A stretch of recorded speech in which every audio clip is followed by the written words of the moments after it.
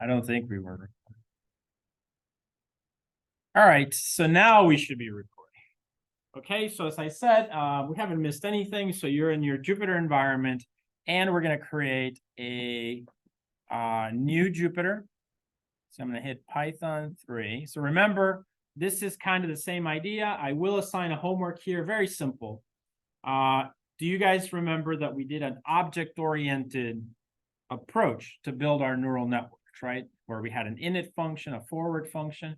I'm not going to code this like that. And instead, your homework assignment will be to convert it to object-oriented. So basically, you should get the exact same results as what I'm getting, but you guys, what I need to see in that homework assignment is the code. This is just a way for you to practice implementing in the object-oriented approach. Got it? Yeah? Sense? All right, so that's what I'll be looking for in the homework, and that obviously that it runs. So I'll probably assign it next week for you guys. Okay, so but yeah, it should be a pretty easy one. So I've created the Jupyter. So let's do this. We're gonna have some data. So I'm gonna go to the desktop actually, just to be a little bit more organized. And in our section 1, which is you guys, and in classification, I'm going to create a data folder. Okay, where I'm going to store the data, which is going to be CIFAR10. Keep in mind that now our data is going to start to look really large. Okay, it's going to start getting bigger, which RAM is going to suffer. And that's one of the things, almost like everything we've done has been easy. It ran, had no issues. The goal of today is actually to get stuck in that problem of how big and this is not big data, but this is going to jam up completely, right? And so we need to see then how to solve our problem. Does that make sense? All right, so CIFAR is perfect for that. CIFAR was made to jam up your computer, right? And in terms of machine learning, I mean. All right, so we can close that one. Go back to the Jupyter. So we're here. Let's name it now appropriately. So I'm going to go to File, Rename, and I'm just going to call it CIFAR10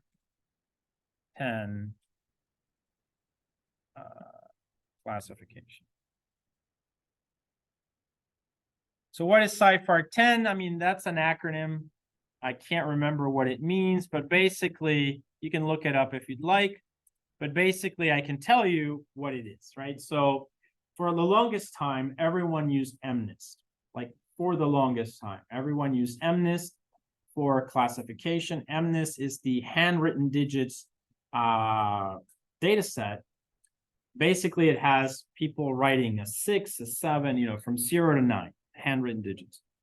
That was the classic data set to use, but one problem with it is that the digits were in black and white, right? So they were grayscale, and that means there was only one grid. But in a lot of machine learning, we have color images, and that means we have RGB. And people would learn how to do MNIST, and then when they got color images, which is really what they were always going to get, they just couldn't build a neural network. Right, so this is instead we're going to play with CIFAR10. We'll also play with MNIST at some point, probably when we do CNNs, and then and so on. So, but let's start here. CIFAR10. It'll just make it more fun. So, what is CIFAR10? Let's go and do this here so you can follow along. So, CIFAR10, as you might imagine, some data set created for some competition. Everything in machine learning is kind of like that, some challenge, etc. So CIFAR10 has, because it was modeled after MNIST, MNIST has 10 classes. And CIFAR10 also has 10 classes. All right, so it's got 10 classes. CIFAR10 consists of, it's got basically 60,000 tiny images. We'll be able to see them in a sec. but which are 30, as you said, 32 by 32. All right. What are the sizes of MNIST? We should know this. It's 28 by 28, and that is equal to 784, whereas 32 by 32 is equal to what?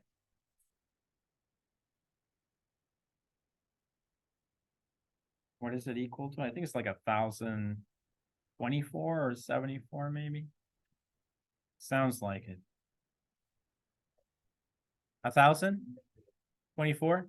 Yeah, because it's 32 is it's multiple of 16, which is multiple of 18 of 8, and that's just like how computers have those numbers. That makes sense. All right. Anyway, let's keep going. So they're RGB, of course. So RGB images. So that means we have 3 channels, but you guys have already looked at dealing with channels, dealing with color channels and everything, right, in PyTorch. We did a lecture, I remember, on that, so at least you have a sense of how that works. The labels go. So the labels are integers, not words, right? So not strings. So they're integers from 1 to 10, representing different classes such as bird, bus, car, and so on. Okay. So for instance, here I'm gonna do airplane. I think is, let's say, class 0, and then car is class 1, and then I don't know. I'm pretty sure there's a bird in there, but I don't know what the class number is. Okay, got it? Now, out of these 60,000 images, I believe about 50,000 are for training. So they are for training, and 10,000 are for testing. That is a really good number for machine learning algorithms. So testing. Now, keep in mind, just to give you an idea, this is not big data even close. Even though it's RGB, 60,000 and images that are RGB is big, and certainly my laptop, which is, as you have seen, not the fastest, is going to have problems with this, but it's not big data. If just to give you a reference, ChatGPT, which is a big, deep learning algorithm built on transformers, right? So that one, I don't know the statistic for ChatGPT, but I do know the statistic for Llama. And Llama was the comparable chatbot thing that was built by Meta, which used to be Facebook. And their model used basically like all the internet, all the books that exist, all the internet, and all kinds of things like that. So it's really large amounts of data. It is I don't know the exact number, but it's petabytes, of data, really large. Okay, I know that Roberta XML was trained with 1.5 trillion pieces of text. So these are really large. You can look it up, right? So these are really large data sets. To give you an idea, Llama used 10,000 GPUs. One computer has 1 GPU. This used 10,000 distributed GPUs, and it took them 3 months to train. Cost like $1 million or more, right? So that's big data, really large amounts of data. What we are doing is very small by comparison. Okay, guys? If we were doing this on a GPU, it takes seconds, all right? With this data set, CIFAR10 would be easy, which takes me to the following point, which happens a lot in the classes. There's always a handful of students that actually have a GPU at home because it's the same thing they use for gaming. And they just convert it, they install a few libraries, and they have a tendency to win the competitions. Why? Because they can run multiple scenarios really fast, And so I actually want to show you this because that's the reality of the world that we live in. And you should know that there's going to be, if you have a GPU, you can have a considerable advantage already in terms of machine learning. Does that make sense? Yeah, that's something that I see all the time. There's not one student that has a GPU at home and just, that's how it works. Got it? All right, so let's go ahead. I think we've motivated the data set. We can come back to it here. Now, I will say that the university does have some resources that you can look up for GPUs and things like that. So let me know if you're interested in something like that. All right, let's go ahead and start now building up our model. So the first thing we probably want to do is just load CIFAR10 and take a look at it, right? Then as you might imagine, we're going to start we got to do that whole process of converting images into the data, tensors, etc., and then into a data loader, which we've already used in the regression. So a lot of this code, a good 60 to 70% of this code, we have already written, right? We're just writing it again for a different purpose. Does that make sense, guys? Any questions? Questions? Okay, so we have about 14 minutes, right? So, or it's not for 24 minutes. All right, so let's try to complete the part of loading the data. So obviously we're going to need a few libraries. So we're going to need Torch. So let's do import Torch, import NumPy as NP, import OS. Import OS. Okay, what else? The neural network libraries, we'll come back to them. We are going to need Torch Vision. I don't remember if we've installed this already. We'll know in a sec. So let's do import Torch Vision. So what is Torch Vision, right? As the name implies, is a library associated with PyTorch, but for computer vision. For the longest time, image analysis was the thing in machine learning, okay? It's in 2012, the famous ImageNet competition was images, right? That's where deep learning became a thing, right? It became very famous because it, at a competition, beat everyone else. And it was a CNN. That's actually what CIFAR10 and the competition that we're going to do in a few weeks will mimic. We're kind of mimicking ImageNet, that competition from 2012, so 11 years ago. Okay. And so after that, so images were a big thing, one of the big fields, they still are in deep learning. And that's really because, why? Because of Facebook and Google and what's loaded there, multimedia, usually text or images or videos. And so that's usually, there's a lot of that data. And so Torch Vision was developed basically for you to manipulate images more efficiently. There's a ton of things here. It would take weeks to go over Torch Vision. So I'm not going to do that, but I will show you some of the basic ideas. In fact, image analysis itself or computer vision is a course. Okay. So you could take an entire course on that topic. We don't have computer vision, but we do have visualization with Professor Gurjin. So if you guys are interested in that, you can take a look at that course and then ask them to create a computer vision course.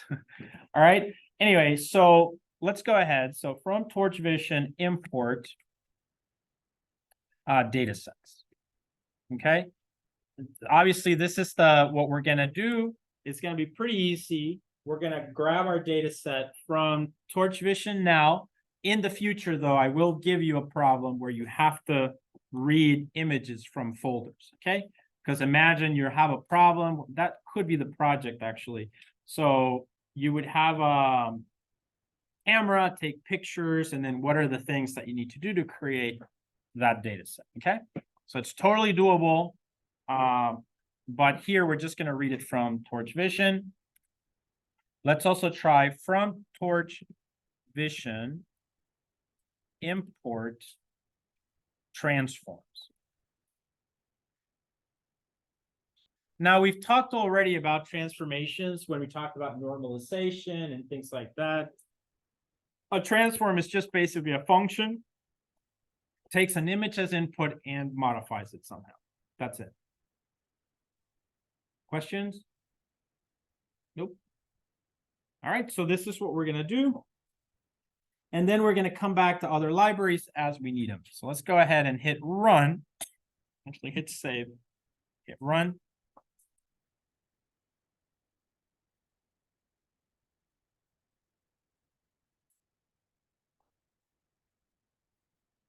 Okay, so let's give it a minute. Let me grab my power cord while that's happening.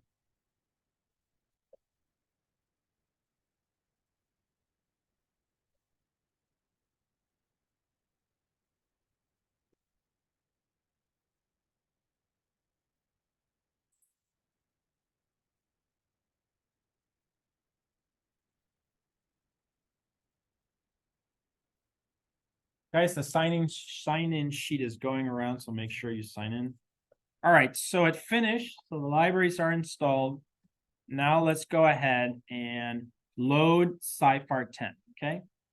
So we're going to create, now, this is a big data set. We're going to download it out from the internet. We don't have it on this computer, actually, but we don't want to download it every time we run the Jupyter, right? So datasets module has ways in which you only download it once to the local machine, and then after that, you just get it from there, okay?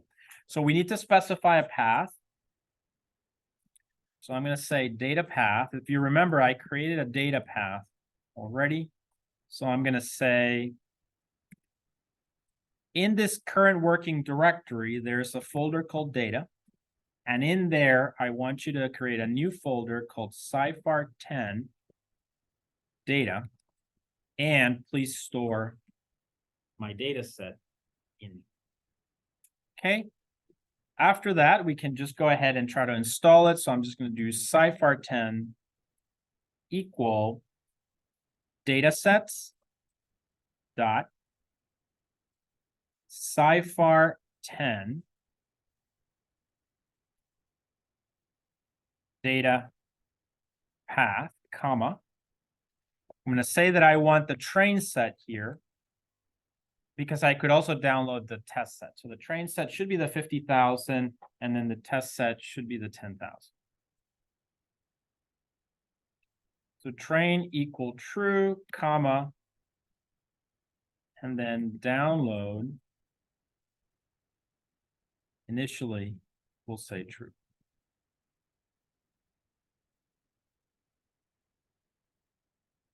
Got it? Does this make sense? All right, so go ahead and hit run. So you should get something like this. It's a big data set, so it's downloading basically.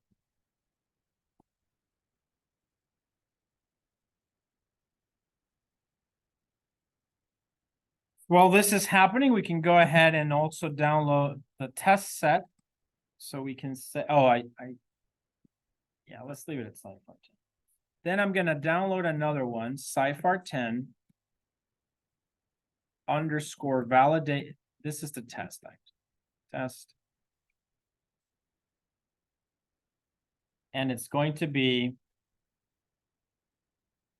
data sets dot CIFAR10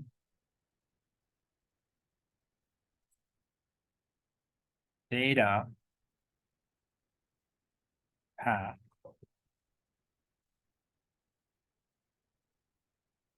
train equal false now because we don't want the train set, so it's going to give us the test set then, comma, download equal true. Got it? So let me change the name of this to be consistent. I'm going to call it train here. So because this is test, so just as you can see, It's there. And then we're going to do the test set. Oh.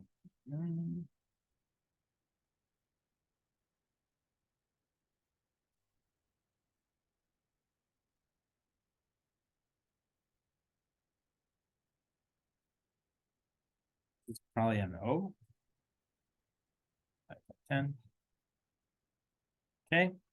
So it downloaded that one as well. And so we have our train and our test set, basically. That is CIFAR. So let's take a look at CIFAR10, some of the details of it. So we can go over here and we're going to say print CIFAR10 train. And you can see it tells us that it has 50,000 samples and it is the train set. You can also do print CIFAR10 test.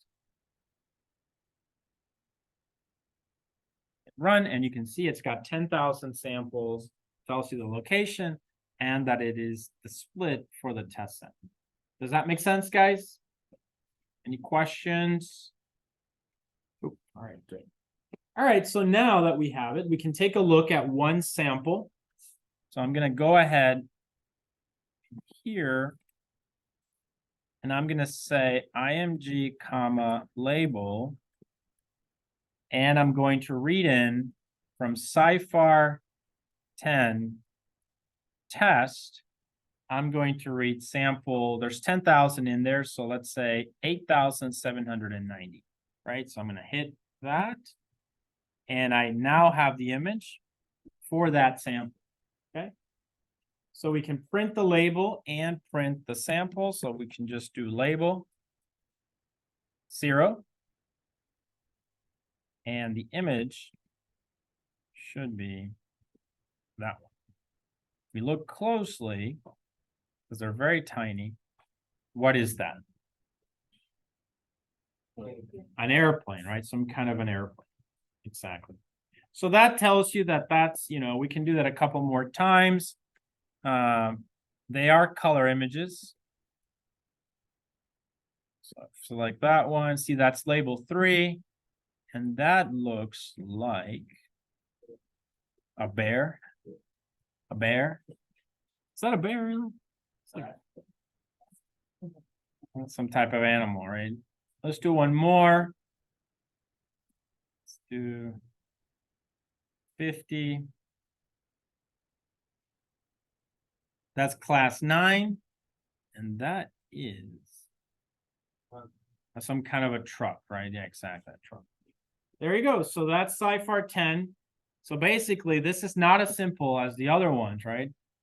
It's a 10 class problem that we want to solve. Build a model that can predict these accurately. So we're going to train it on the 50,000 images, and then we're going to predict we're going to evaluate performance with the 10,000 images in the test set. Got it? Questions? All right. So we've done this part. Now let's go ahead.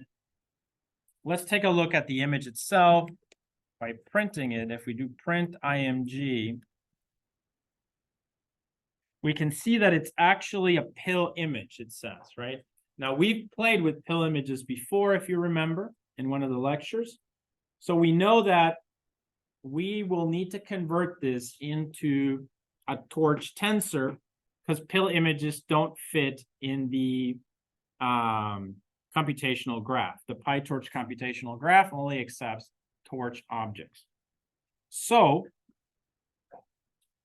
we are going to then need a way of converting images to tensors. So since I have torch vision, we can use the things available in torch vision. Okay? So let's go ahead and do the following. So if you remember, we did an import from torch vision import transform. So in there, there's a whole bunch of functions to modify images. All right, so let's take a look at that. So I'm going to hit print. transforms, and I'm gonna use directory to list what's in here. Okay, so if you hit run, you can see that it printed out several functions in there that allow us to process our images. So for instance, there's things like auto augment, center crop, compose, convert image data type, pill to tensor, and so on. All right, so these are a whole bunch of different functions that we have available. There is a function in here called toTensor, I think.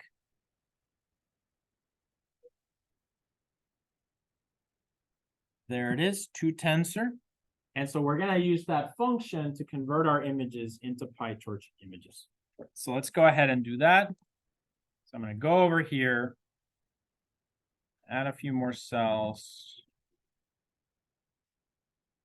And I'm going to create an object called toTensor, which will be equal to transforms dot toTensor.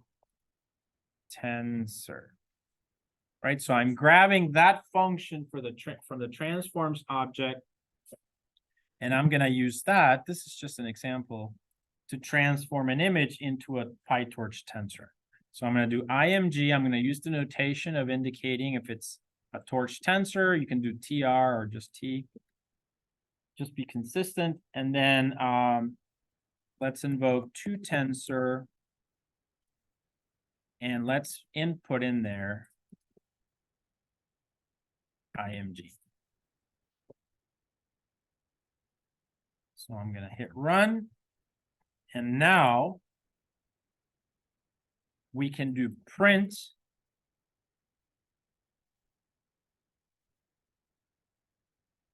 img underscore t dot shape, just to see this should be a torch tensor now, and we want to see the dimensions of it. So what can you tell me about this image? So it is a 3 by 32 by 32, right? So if you remember, I had said in a previous lecture that PyTorch assumes that the channels go first, right? And you can see that there. So we had 3 by 32 by 32. Got it? Okay. Now, what else can we do? We can apply transforms directly to the data set, to every image in the data set in an easy way. So one way of doing that is as follows. So we can basically pass transforms directly to the entire data set. So let's do an example. So let's do tensor underscore 10. Oh, sorry. Let's do tensor underscore CIFAR10. Okay. So basically the idea is just like before, it's going to give us the CIFAR10 data set, but now everything will be a tensor. Okay. So how could you do that? We can do that through the data sets module. So we can do data sets dot CIFAR10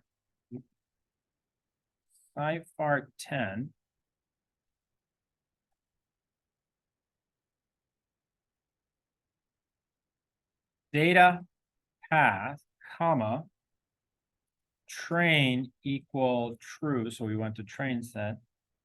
Download equal false, comma, and now we're going to add this new parameter called transform. And this allows us, either by composing or just individually, to pass transformation functions from the transforms module. Or in this case, yeah, so we can do that like this. So we can do transforms dot to tensor. Oops. Like that. And then we're missing one parentheses. Do you guys see that, guys? Does this make sense? So why does this work? So basically the data set is kind of like it builds a pipeline, right? So it's going to say, okay, I get an image and I'm going to run it through that transform. and then produced whatever I produced. So this then should give us a data set where all the images are now tensors. So we can, so it should work. Let's hit run. Oh, no, it doesn't work.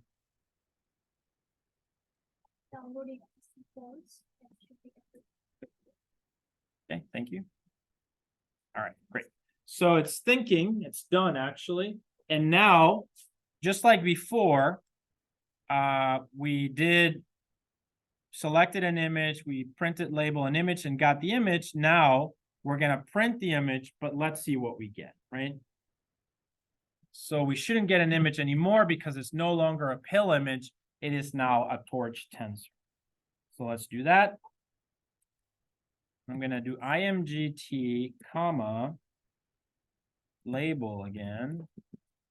And I'm just gonna do it now from tensor underscore CIFAR10, select item 756. This is the train set. Okay. If we do print img-t, you can see it says that it is now tensor, which is how we know that something is a torch tensor in PyTorch itself. We can try image t here.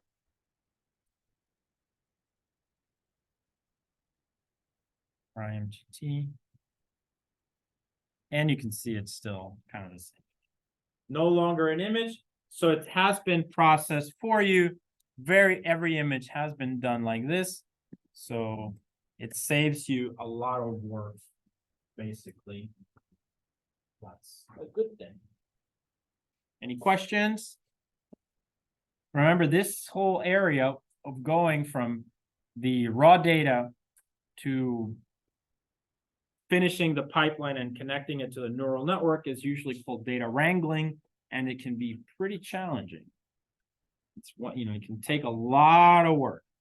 It's very nice when you have Iris, right, and you have Weka, and that's it. But getting to Iris in that format takes a lot of work sometimes. Any questions? All right, so it's 6:17. The next thing we're gonna do is just play with tensors. So it's gonna be a little bit like the NumPy homework, you know, doing that. It's a bit challenging, but also, as I've said many times, practicing that will develop your skills in that area, which can be very important sometimes, okay? So that's gonna be an exercise that we're gonna do called normalize. We're gonna think about the motivation for that. And we're gonna pick up there. And then after that, we should be able to build a data set, build a data loader, build some architectures, and train our model and see and start to see what happens. Remember, what is our goal with CIFAR10? To build models that have excellent performance, right? You know what we need, but you're gonna see that there are some challenges with this one. And so hopefully that will motivate a lot of the decisions that we have to make for this to be do well. Got it? All right, so we're gonna pick up on normalize. Let's it's 6:19. So let's take our 10-minute break right now. I'll pause the video and then I'll start it later.